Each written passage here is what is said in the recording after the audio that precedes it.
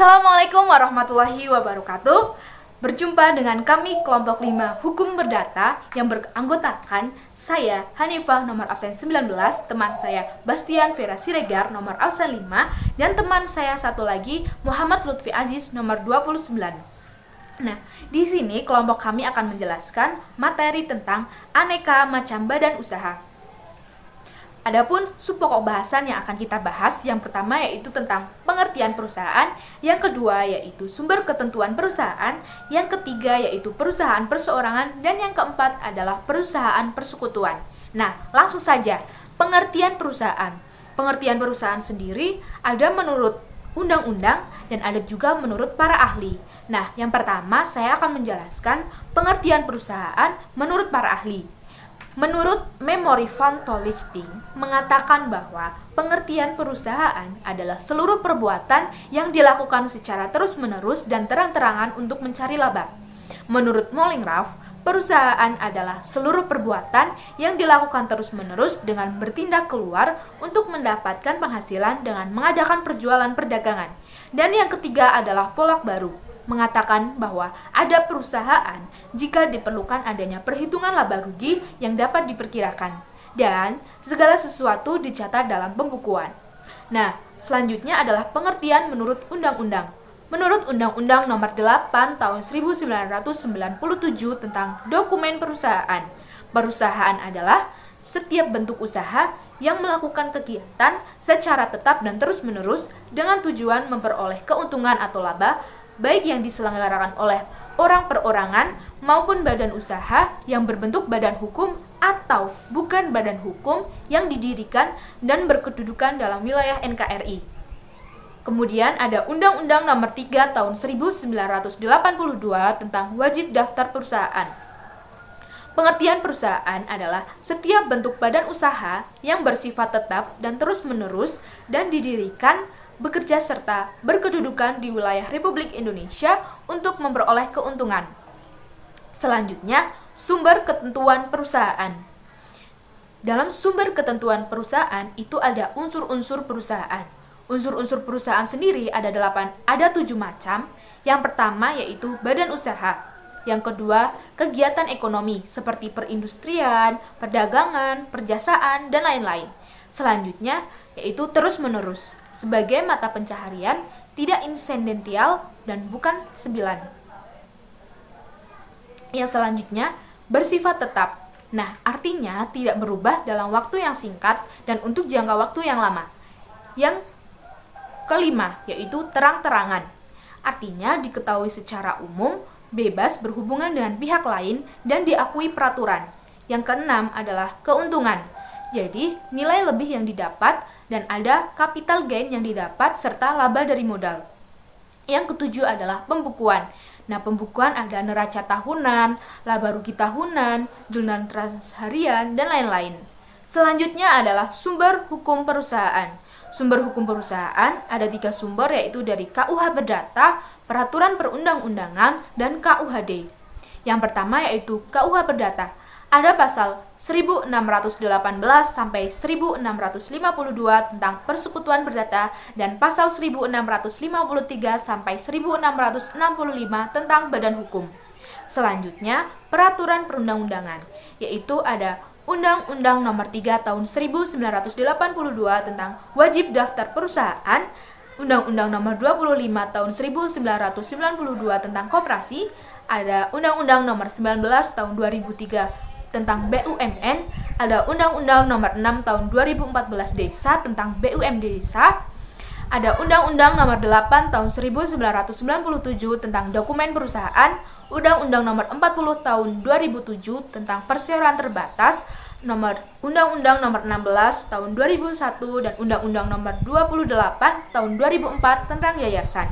Dan yang terakhir adalah Undang-Undang Nomor 23 Tahun 2014 Pemda tentang BUMD.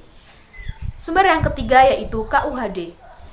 Ada pasal 16 sampai 18, pasal 22 sampai 23 tentang persekutuan firma, dan ada pasal 19 sampai 21 persekutuan komanditer.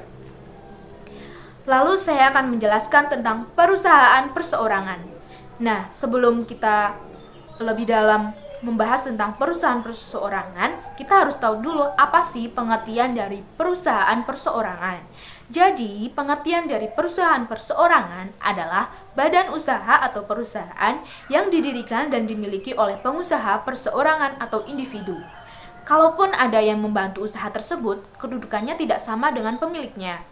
Kemudian, pendirian badan usaha ini tidak memerlukan izin dan tata cara tertentu serta bebas membuat bisnis personal atau pribadi tanpa adanya batasan untuk mendirikannya. Lalu, apa sih ciri-ciri perusahaan perseorangan? Nah, ciri-ciri perusahaan perseorangan yang pertama adalah modalnya kecil. Yang kedua, jenis produk dan jumlah produksinya terbatas. Yang ketiga, tenaga kerjanya sedikit. Yang keempat, alat produksi dan teknologi yang digunakan relatif sederhana. Yang kelima, tanggung jawab atas aktivitas dan resiko perusahaan ditanggung pemilik perusahaan. Dan yang keenam adalah penutupan perusahaan terjadi bila pemilik memutuskan menutup usaha tersebut, bangkrut, atau karena kematian pemiliknya. Kemudian ada kelebihan dan kekurangan perusahaan perseorangan. Kelebihan perusahaan perseorangan.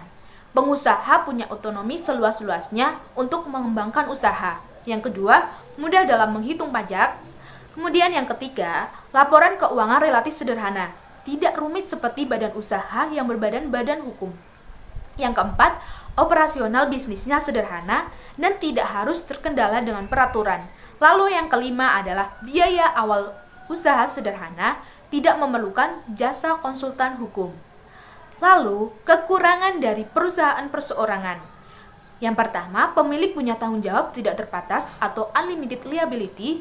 Yang kedua, kapasitas meningkatkan modal sangat terbatas. Yang ketiga, semua keputusan bisnis diperkirakan sendiri oleh si pengusaha yang bersangkutan. Yang keempat, kelangsungan hidup perusahaan sangat terbatas. Dan yang kelima, kontrol usaha demikian kompleks karena dikerjakan sendiri. Lalu, contoh-contoh perusahaan perseorangan, yaitu ada usaha pengrajin tangan, usaha kuliner, usaha jasa bengkel, usaha laundry, usaha cuci mobil, usaha salon kecantikan, dan lain-lain. Kemudian, saya akan membahas tentang perusahaan persekutuan. Nah, perusahaan persekutuan itu terdiri dari beberapa macam. Yang pertama adalah persekutuan perdata atau yang sering disebut dengan Markup. Nah, apa sih pengertian dari persekutuan perdata? Jadi, pengertian dari persekutuan perdata adalah suatu persetujuan dua orang atau lebih yang mengikatkan diri memasukkan sesuatu dalam persekutuan untuk membagi keuntungan yang terjadi karenanya. Lalu, apa sih unsur-unsur dari persekutuan perdata? Unsur-unsur dari persekutuan perdata yang pertama merupakan perjanjian. Yang kedua, prestasi para pihak sama dengan inbreak. Yang ketiga adalah tujuannya membagi keuntungan. Lalu, karakteristik dari persekutuan perdata. Yang pertama, biasanya merupakan kumpulan orang-orang yang memiliki profesi yang sama, bersifat independen. Dan yang ketiga, masing-masing sekutu berhak untuk bertindak, keluar dan melakukan perbuatan atas nama sendiri. Lalu, dasar hukum dari persekutuan perdata adalah pasal 1618 sampai 1652 KUH Perdata. Ada 34 pasal. Nah, inbreak dalam persekutuan perdata. Yang pertama adalah uang, kendaraan, tenaga, pemikiran, ATK, dan networking. Lalu, bagaimana sih pendirian persekutuan perdata? Nah, pendirian persekutuan perdata itu didirikan atas suatu perjanjian. Yang pertama, paling sedikit dilakukan oleh dua orang sekutu. Yang kedua, dilakukan dengan akta notaris atau akta bawah tangan. Yang ketiga, merupakan bentuk kesepakatan antara para sekutu untuk berserikat. Dan yang keempat, perjanjian konsekuensial yang terjadi karena ada kesepakatan para pihak sebelum ada tindakan-tindakan atau penyerahan barang. Yang kedua, persekutuan dengan firma. Pengertian menurut pasal 16 UEVK, persekutuan firma adalah persekutuan perdata yang didirikan untuk menjalankan perusahaan dengan nama bersama. Unsur mutlaknya, yang pertama, menjalankan perusahaan dengan nama bersama atau firma. Yang kedua, tanggung jawab sekutu bersifat pribadi untuk seluruhnya. Karakteristik yang pertama, Nama bersama firma merupakan nama sekutu yang diambil sebagai nama perusahaan. Yang kedua, firma harus dimaksudkan untuk mencari keuntungan. Sifatnya lebih banyak digunakan untuk menjalankan profesi seperti advokat, arsitek, bidang industri, bidang perdagangan, dan bidang lainnya. Dasar hukum tertuang dalam pasal 16-35 KUHD. Pendirian firma dapat didirikan dengan akta notaris atau akta bawah tangan. Dalam praktiknya lebih suka didirikan dengan akta notaris karena terkait pembubaran. Firma sudah eksis dengan adanya kesepakatan para pendirinya. Akta pendirian harus didaftarkan di Kepanitiaan Pengadilan Negeri di mana firma bertempat kedudukan. Dapat didirikan secara lisan maupun tulisan. 3. Perseroan komanditer atau CV. Definisinya yaitu perseroan yang terbentuk dengan cara meminjamkan uang yang didirikan oleh satu orang atau beberapa orang perseroh yang bertanggung jawab secara tanggung renteng, dan satu orang atau lebih perseroh bertindak sebagai pemberi pinjaman. Pasal 19 KUHD. Unsurnya yang pertama firma, yang kedua sekutu komplementer, yang ketiga sekutu komander. Dasar hukum. Dalam KUHD, ketentuan mengenai CV ditempatkan bersama-sama dengan ketentuan mengenai firma, tertuang dalam pasal 16-35 KUHD. Perbedaan sekutu komplementer dan sekutu komander. Sekutu komplementer menjalankan perusahaan, bertindak terhadap pihak ketiga, dapat menjadi pimpinan perusahaan, memperoleh bagian keuntungan dan juga kerugian secara pribadi untuk keseluruhan, disebut juga anggota aktif. Sekutu komander hanya menjadikan modal, tidak dapat menjalankan perusahaan, tidak bertindak terhadap pihak ketiga, tidak menjadi pimpinan perusahaan, turut memperoleh bagian keuntungan dari laba perusahaan, turut menanggung kerugian hanya sebatas modal yang disetorkan, disebut juga anggota pasif atau sleeping partner, pelepas atau pemberi uang. Cara pendirian dan pembubaran CV. Pendirian dalam KUHD tidak mewajibkan akta notaris dalam formalitas pendaftaran dan pengumuman. Dalam praktiknya saat ini, akta notaris didaftarkan dan diumumkan seperti halnya firma. Pembubaran. Apabila jangka waktu dalam akta pendirian telah berakhir. Yang kedua, apabila sekutu mengundurkan diri atau ada pemberhentian sekutu. Yang ketiga, pembubaran firma dilakukan dengan akta otentik, didaftarkan di Kepanitiaan Pengadilan Negeri setempat dan diumumkan dengan dalam tambahan berita negara. Yang keempat, kalau tidak didaftarkan dan diumumkan, maka pembubaran, pengunduran diri, perberhentian sekutu jadi tidak berlaku secara hukum. Persekutuan terbatas atau PT. Pengertiannya, badan hukum yang merupakan persekutuan modal didirikan berdasarkan perjanjian, melakukan kegiatan usaha dengan modal dasar yang seluruhnya terbagi dalam saham, memenuhi persyaratan yang ditetapkan dalam undang-undang serta peraturan pelaksanaannya. Dasar hukum. Yang pertama, KUHD buku pertama, titel ketiga tentang perseroan terbatas, pasal 36-56. Yang kedua, Undang-Undang Nomor 40 Tahun 2007 tentang perseroan terbatas. Pendirian PT. Syarat sahnya pendirian. Yang pertama, didirikan oleh 2 orang atau lebih. Yang kedua, akta pendirian berbentuk akta notaris dalam bahasa Indonesia. Yang ketiga, setiap pendiri wajib mengambil saham.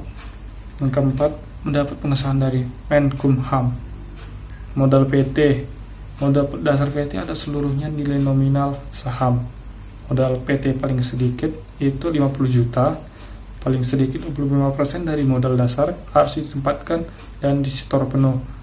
Modal disetor adalah saham yang telah dibayar penuh oleh pemegang atau pemilik saham, yakni modal yang sudah dimasukkan sebagai pelunasan pembayaran saham yang diambilnya sebagai modal yang ditempatkan dari modal dasar perseroan. Saham PT. Saham wajib memiliki nilai nominal. Setiap saham mewakili satu suara dalam RUPS.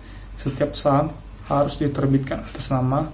Pengeluaran saham lebih lanjut yang dilakukan setiap kali untuk menambah modal yang ditempatkan dan harus disetor penuh. Penyetoran atas modal saham dapat dilakukan dalam bentuk uang, atau dalam bentuk lainnya. Organ PT terdiri dari 3. Yang pertama, RUPS, Direksi, dan Dewan Komisaris. RUPS atau Rapat Umum Pemegang Saham, yakni organ perseroan yang mewakili kepentingan seluruh pemegang saham. RUPS tahunan wajib diadakan dalam jangka waktu paling lama 6 bulan setelah tahun buku terakhir. RUPS lainnya dapat diadakan setiap waktu berdasarkan kebutuhan untuk kepentingan PT. Dalam RUPS, pemegang saham berhak memperoleh keterangan dari direksi dan Dewan Komisaris sepanjang berhubungan dengan mata acara rapat dan tidak bertentangan dengan kepentingan perseroan. Direksi, organ perseroan yang berwenang dan bertanggung jawab atas pengurusan perseroan untuk kepentingan perseroan sesuai dengan maksud dan tujuan perseroan, serta mewakili perseroan baik di dalam maupun di luar pengadilan sesuai dengan ketentuan anggaran dasar.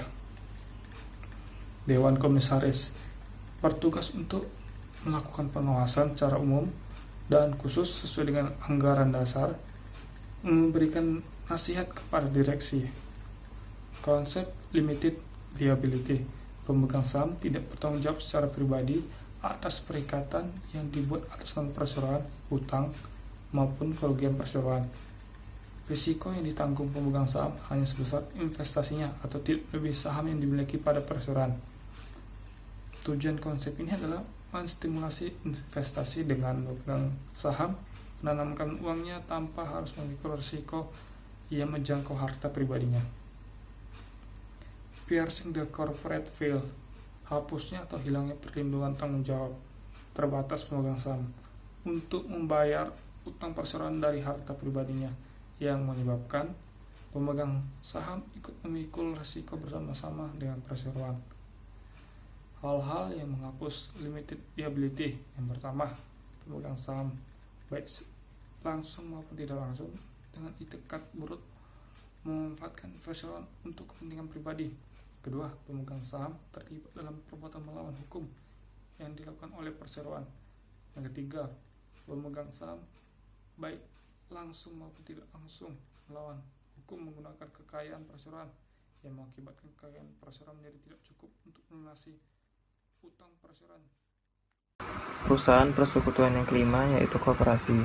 Dasar hukumnya pada pasal 33 ayat 1 UUD 1945, yang kedua UU nomor 25 tahun 1992 tentang perkoperasian, dan UU nomor 17 tahun 2012 tentang perkoperasian.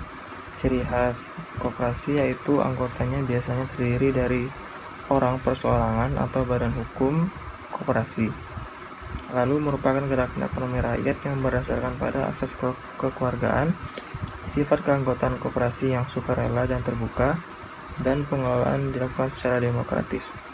Lalu ada pembagian keuntungan sebagai SHU harus adil sebanding dengan besarnya jasa usaha tiap-tiap anggota. Pemberian balas jasa yang terbatas pada modal, bersifat kemandirian, yang artinya memiliki kekayaan terpisah dari kekayaan para anggotanya dan juga kekayaan perusahaan yang menaungi koperasi karyawan tersebut. Lalu sistem pemungutan suara koperasi yaitu dengan cara one man one vote atau one share one vote. Perangkat koperasi ada 3, yaitu rapat anggota sebagai pemegang kekuasaan tertinggi dalam koperasi, dan lalu pengurus sebagai pemegang kuasa rapat anggota, dan pengawas yang melakukan pengawasan terhadap pelaksanaan kebijaksanaan dan pengelolaan koperasi. Sumber permodalan koperasi diatur pada pasal 41. Terdiri dari 2, yaitu modal sendiri atau equity capital dan modal pinjaman atau debt capital. Modal sendiri merupakan simpanan pokok anggota atau simpanan wajib berupa dana cadangan dan dana donasi atau hibah. Sedangkan modal pinjaman atau debt capital itu berasal dari dana anggota atau bisa juga dari koperasi lainnya, bank atau lembaga keuangan lainnya. Modal pinjam ini juga dapat berasal dari penerbitan obligasi dan surat hutang lainnya, dan bidang usaha koperasi sendiri diatur pada pasal 43. Bidang usaha koperasi merupakan usaha yang berkaitan langsung dengan kepentingan anggota untuk meningkatkan usaha dan kesejahteraan anggota. Kelebihan kemampuan pelayanan koperasi dapat digunakan untuk memenuhi kebutuhan masyarakat yang bukan anggota koperasi. Koperasi menjalankan kegiatan usaha dan berperan utama di segala bidang kehidupan ekonomi rakyat.